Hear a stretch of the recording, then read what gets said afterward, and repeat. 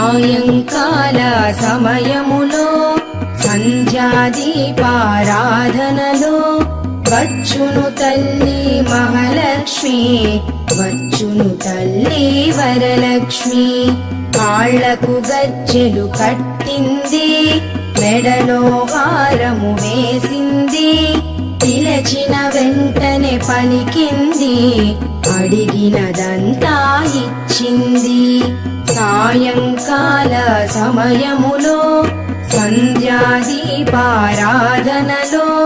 వచ్చును తల్లి మహాలక్ష్మి, వచ్చును తల్లి వరలక్ష్మి.